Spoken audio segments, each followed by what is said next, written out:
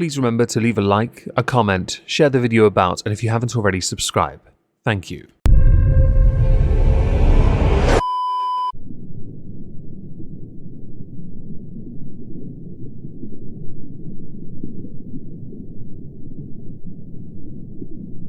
Well, isn't this just fantastic?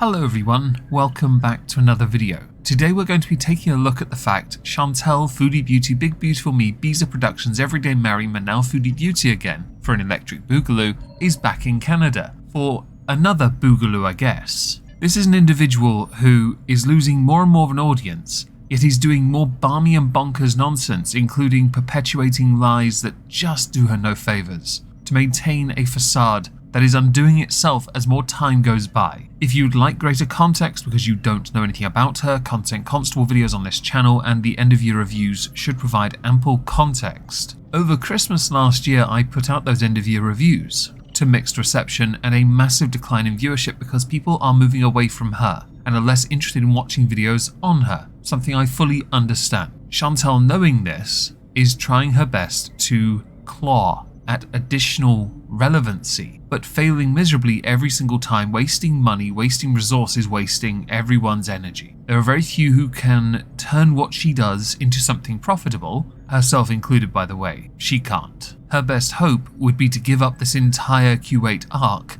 and simply go back to beezing, knowing that she'll be running down the clock at the same time. Or if she wants to live a better life, get off the internet entirely. Recently within Chantal's world, she has been on a bit of a ban. The reason why comes from her, well, speaking a bit out of turn. This being in relation to an individual called Kalari. If I mispronounced her name, I do apologise. Chantal on her community tab is quite known for her volatility and her reactiveness, something which does in fact reflect within the communities that she in fact creates and those that dislike her. There is a natural reactiveness there. That is not a dig, by the way. It is just an observation, nothing more. Chantal's community tab, this is what got her into trouble. Edited, of course, to the Islam police, mind your business. If I go to hell for defending myself, oh well, worth it. Ma'am, I don't know who you are, but you're really gonna sit there looking like you do fat as hell, with no front teeth, judging me on what I eat and saying my man won't touch me.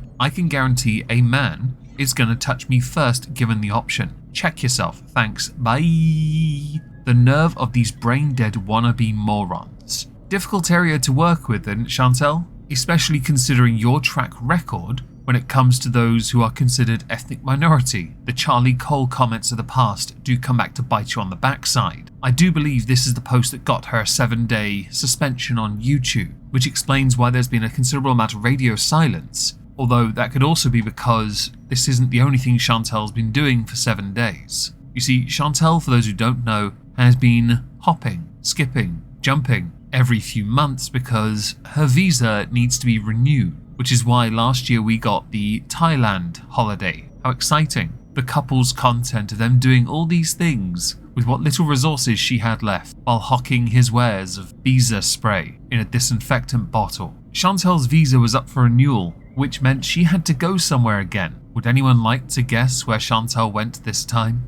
Don't worry, we're not doing some kind of Dora the Explorer here. Chantal just went straight back to Canadia. You lucky, lucky Canadians. Welcomed back with open arms. You took the tax dodger in, you welcomed her into your hearts, and you've nourished her until it's time for her to go back, because obviously she's going to go back to continue this sick little masquerade of hers. I can't imagine there is a single person who legitimately buys what she is trying to sell. And that's because it's all a load of bollocks, really, isn't it, Chantal? No matter how many times you tell yourself that this is real, your husband is real, you may show us all these pictures, these outings with Salah, who is not featuring your content as much these days, although he did resurface in a stream we're going to have a little look at in a moment. The fact, however, remains, what you are presenting comes across as a weak tea version of a QVC channel, a budget version of a TikTok shop, where all you do is one time promote one place you've been to, and then, because your health has declined,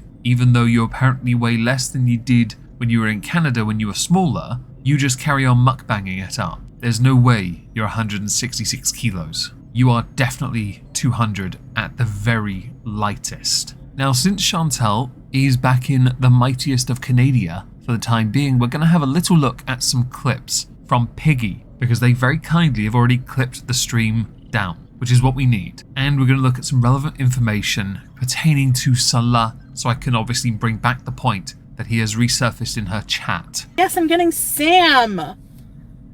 And yes, I'm going to take very good care of him. His nails are not going to get too long. Sam was one of the 2 cats that Chantal gave up before she moved to Kuwait. For no good reason, really. Sam went to somebody that she's obviously able to get the cat back from. BBJ went to somebody called Amy Flowers. And then I believe to FFG. The story and discussion around BBJ we're not going to cover unless Chantal brings it up. But Sam is an interesting one, because if Chantal intends to go back to Kuwait, the cat would go with her then, right? And since both cats were treated poorly by Chantal and often neglected, this is a concern. So I got a strike on my channel.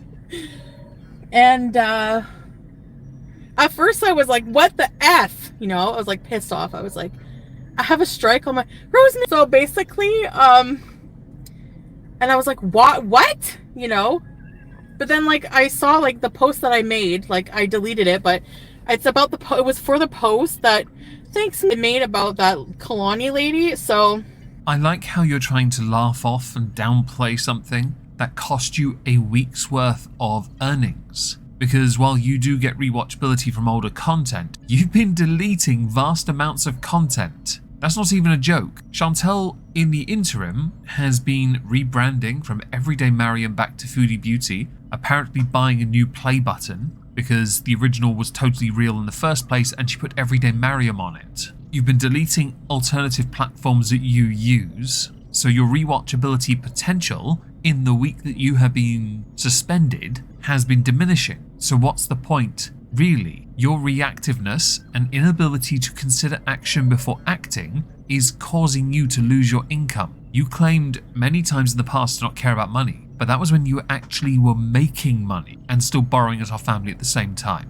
At first I was mad and I'm like, you know what? It doesn't matter, like, because I was triggered as usual, but that's my problem, to be triggered. I was triggered because I saw parts of a video on Yo Mama's live stream about her, and she was like, you know, calling me a heifer and that my husband wouldn't touch me. So I, you know, said some nasty things back. So, but you know what? It doesn't matter. I got caught for it. I think it's weird that, you know, that YouTube doesn't keep the same energy for some other channels that swear and all that. But what I said was really nasty. So, you know what? I'm like, fine. What I did was wrong. I'll take the hit. I'll take the L. Here's what I think happened. You saw your mama because they somewhat simp for you. You decided upon watching your mama to act out in a rather aggressive manner, and those that do not like you went to town reporting you for what can be considered quite unsavory language. You could argue there is an inconsistent way YouTube applied their system, but no one was flagging the other person, they were flagging you. In the past, you have done streams that are very volatile in nature,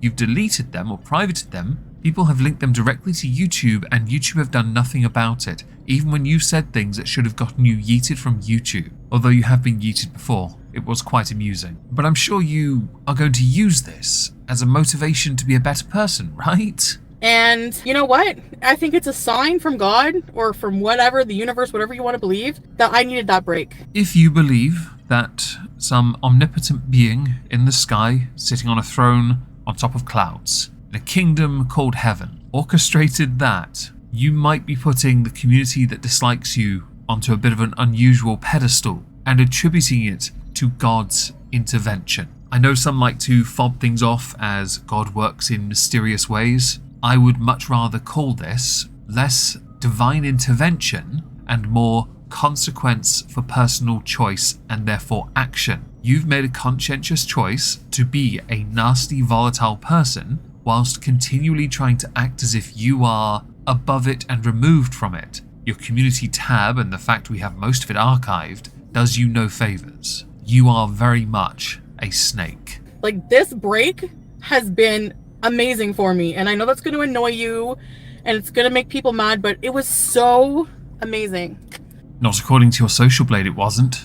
Like, I need to just ignore these people and really just focus on beesing, and And I missed you guys so much. Like, you guys are my support system. I realize that in a lot of ways. Like, I have to just try to make it in a healthy way. Like, made a very big decision to move back to Canada.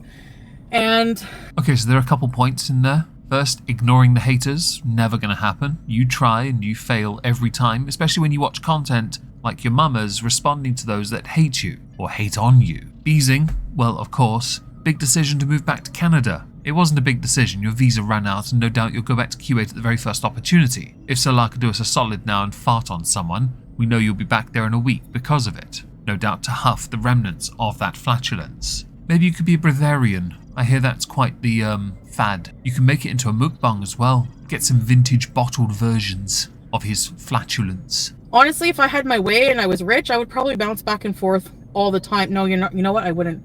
This journey, let me tell you this. One of the stories, okay? I want to tell you one of the stories of the horrors of being on the plane this time.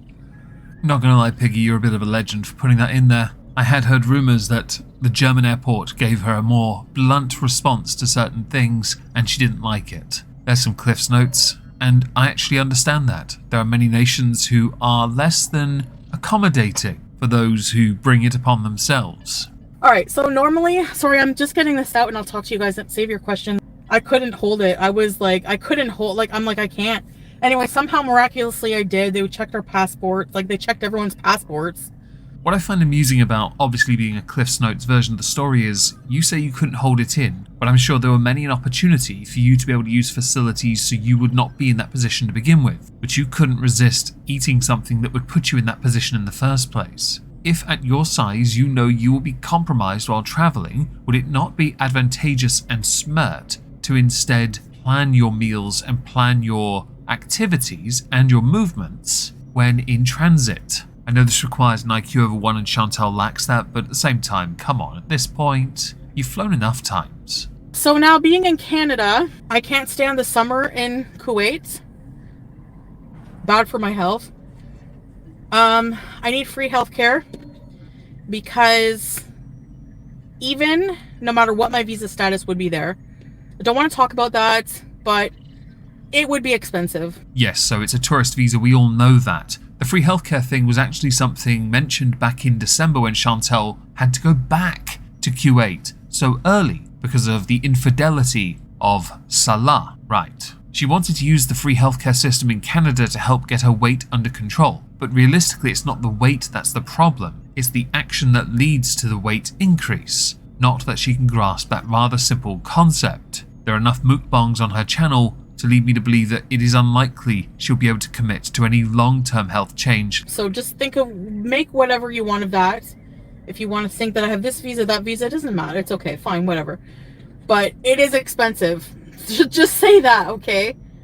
I don't know if my Google foo is correct on this, but according to a visa processing fee of BLS International, it costs 5,000 Kuwaiti dinar to get a 90-day stay, which according to a currency converter is an insanely expensive amount, which is why I'm a little bit confused here as to whether or not this is accurate. If you're paying that every 90 days, you're out of your fecking mind. So, I'm not divorced. I'm still with Salah.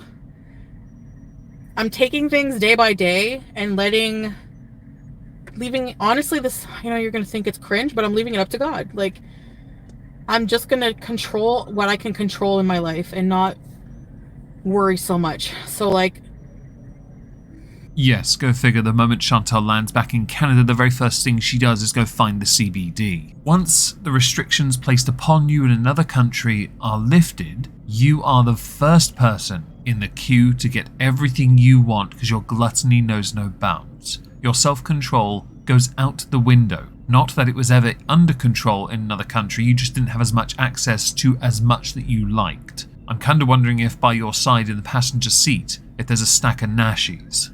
And a few blunts. Because, like, honestly, when I'm dead, the anxiety, what I'm worried about won't matter.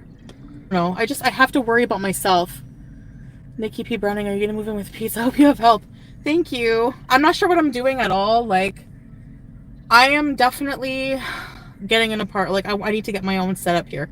So I need to set up everything, which means I have to like get everything from scratch. Like, am I right to believe that Chantal is going to be beezing it up in Canada for a little while before she goes back? Perhaps to earn the money she needs to get that visa sorted again. I really hope my Google foo was wrong on that, a currency converter especially. If this is in fact the case and you're going to be beezing it up in Canada for longer, will Salah be joining you here?